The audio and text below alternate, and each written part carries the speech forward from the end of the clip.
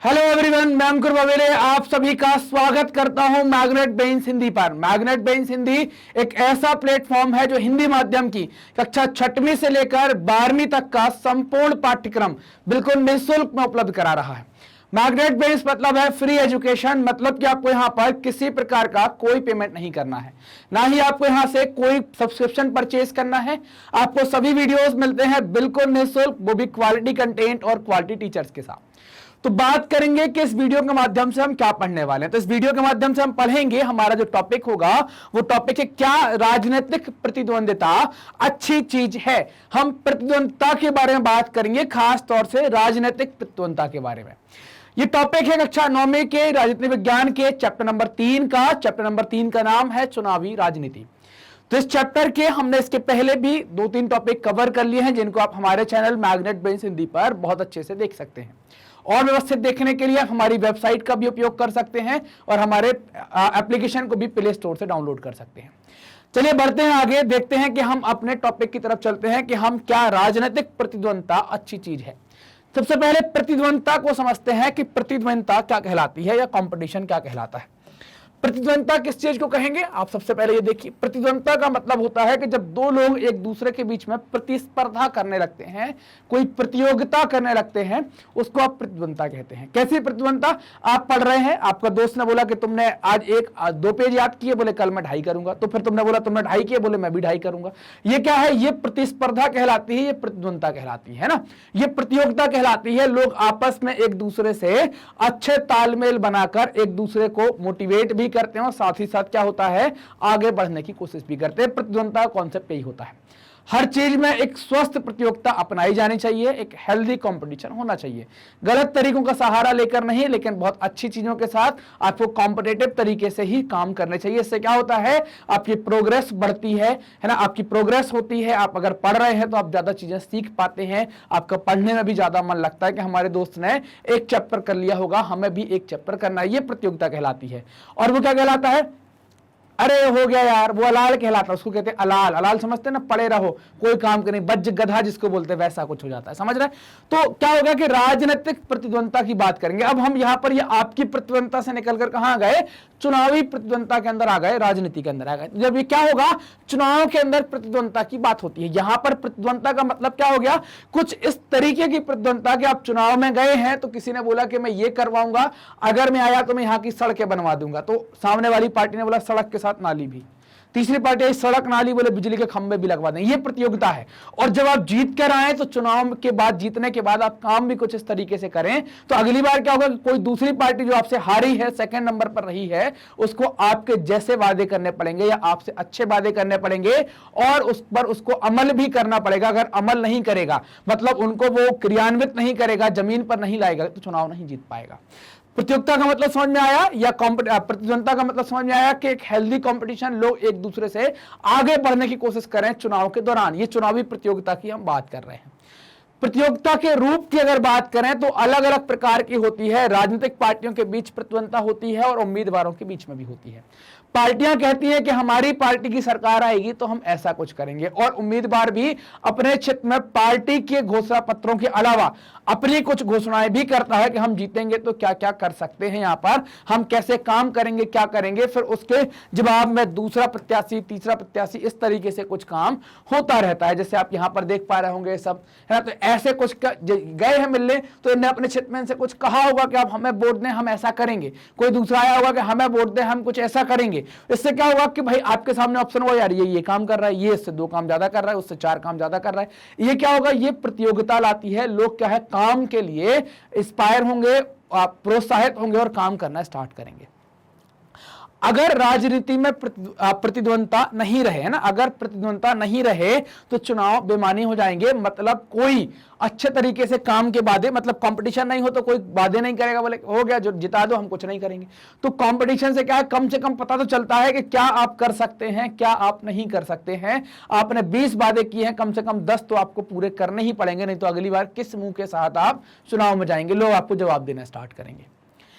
राजनीतिक प्रतिद्वंदिता का होना एक अच्छी चीज है, क्योंकि चुनावी प्रतिद्वंदिता में ये अच्छी चीज है, लेकिन इसके कुछ नुकसान भी हैं। चुनावी प्रतिद्वंदिता में कुछ स्पष्ट नुकसान आपको दिखते हैं। जब कंपटीशन होता है तो लोग बट जाते हैं, हर घर हर बस्ती में बंटवारे जैसी स्थिति देखने को मिलती है। कोई कहता है कि मैं इस खेमे का हूं, कोई कहता है मैं उस खेमे का हूं, कोई कहता है मैं उस खेमे का हूं। लोग आपस में बट जाते हैं। एक तो ये चीज। दूसरा, आपने चुनाव के दौरान एक शब्द सुना होगा जिसको कहते हैं पार्टी पॉलिटिक्स। तो पार्टी पॉलिटिक्स का शब्द भी आपको यहां पर खूब देखने को मिलेगा। पार्टी पॉलिटिक्स मतलब क्या है कि अलग अलग पार्टियों की राजनीति फैल जाती है। पार्टी पॉलिटिक्स मतलब विभिन्न दलों के लोग और नेता अक्सर एक दूसरे के खिलाफ आरोप लगाते हैं। चुनाव के दौरान वो उन पर लगाएंगे कि वो ऐसा है, वो ऐसा है। ये पार्टी पॉलिटिक्स कहलाती है। पार्टी पॉलिटिक्स फैल जाती है। पार्टियों और उम्मीदवार चुनाव जीतने के लिए हर तरह के हथकंडे अपनाते हैं कि हम कैसे भी कर चुनाव जीत जाएं। तो इनके द्वारा हर प्रकार का हथकंडा चुनाव के दौरान अपनाया जाता है।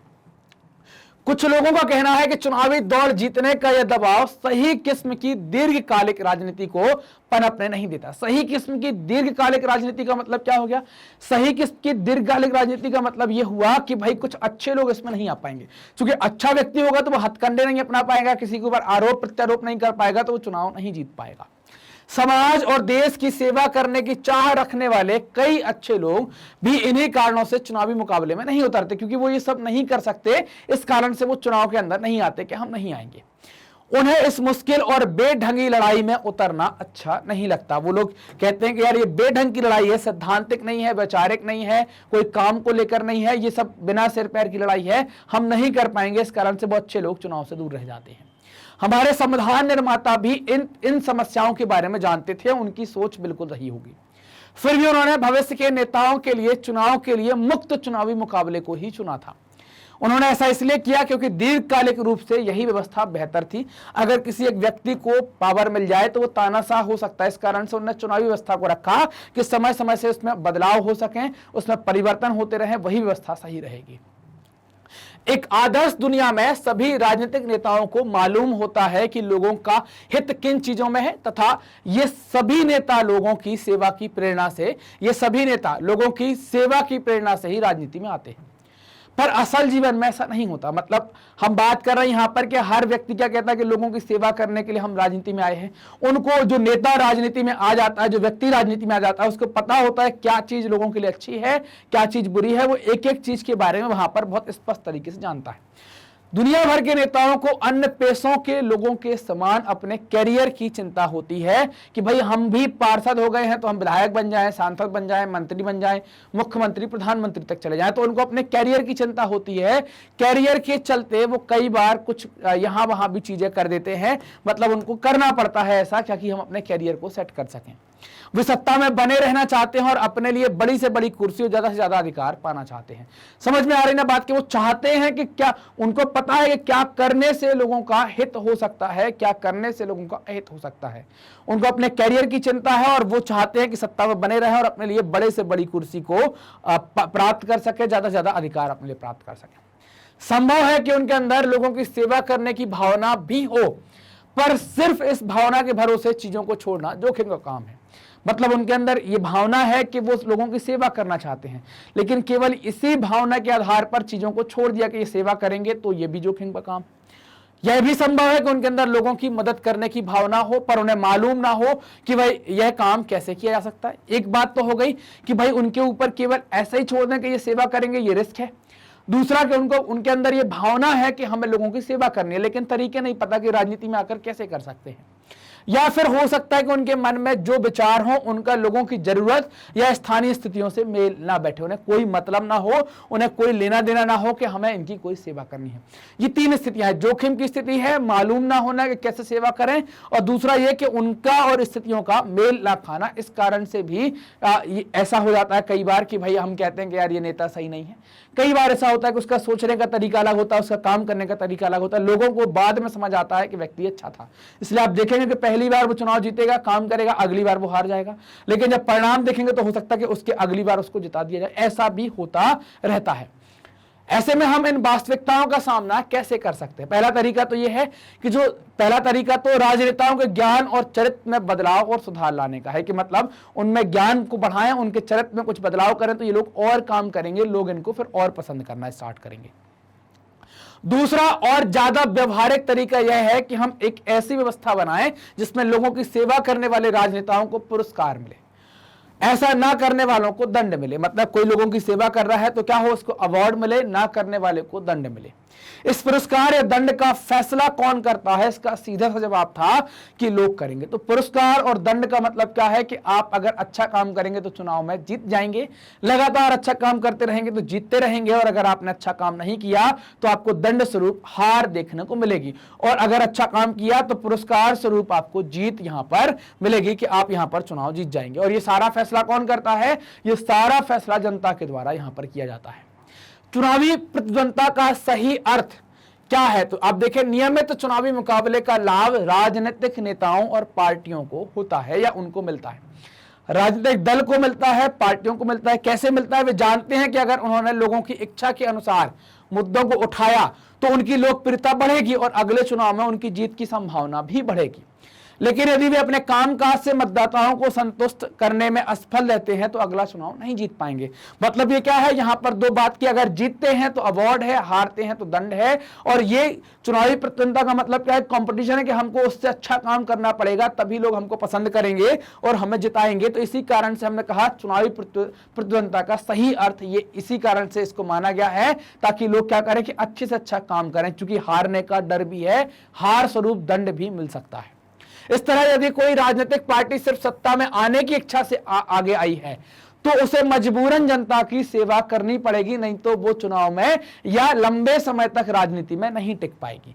कुछ इसी ढंग से बाजार काम करता है। जैसे हम मार्केट का कॉन्सेप्ट देख लें, बाजार का जहां से हम चीजें खरीदते हैं उसका अगर कॉन्सेप्ट देखें तो बाजार भी कुछ इसी तरीके से काम करता है। भले ही कोई दुकानदार सिर्फ अपने फायदे की सोचता हो तो उसे मजबूरन ग्राहक को अच्छा सौदा देना ही पड़ता है। अगर वो ऐसा नहीं करता तो ग्राहक दूसरी दुकान पर चला जाएगा। ऐसे ही अगर राजनीतिक पार्टी ऐसा नहीं करती तो वोटर दूसरी पार्टी को वोट करेगा और आप सत्ता से बाहर हो जाएंगे। मतलब आपको मजबूरी में अच्छा करना पड़ेगा, अब आप बच नहीं सकते। ठीक इसी तरह राजनीतिक मुकाबले में भी संभव है कि कुछ भेदभाव पनपे और लोगों में आपसी मनमुटाव पैदा हो, लेकिन आखिरकार इससे राजनीतिक दल और इसके नेता लोगों की सेवा के लिए बाध्य होते हैं, उनको मजबूर होना पड़ता है। अगर सेवा नहीं करेंगे तो उनको उठाकर बाहर कर दिया जाएगा। तो ये बात हमने यहां पर की कि भाई प्रतिद्वंदता की जो हम बात कर रहे हैं कि प्रतिद्वंदता अच्छी है, तो हमने यहां पर समझा कि प्रतिद्वंदता अच्छी होती है, प्रतियोगिता होनी ही चाहिए राजनीति के अंदर। ये बात हमें यहां पर समझ में आती है। मैग्नेट ब्रेन्स ने आपकी सुविधा के लिए अपनी एक वेबसाइट बनाई है magnetbrains.com। वेबसाइट का उपयोग करने के लिए आप टाइप करेंगे magnetbrains.com। जैसे ही आप टाइप करते हैं आप हमारी वेबसाइट में पहुंच जाएंगे। यह वेबसाइट का पहला पेज होगा आपके सामने। यहां पर आप कोर्सेज का ऑप्शन देखेंगे, कोई भी आप कोर्स यहां से चुन सकते हैं।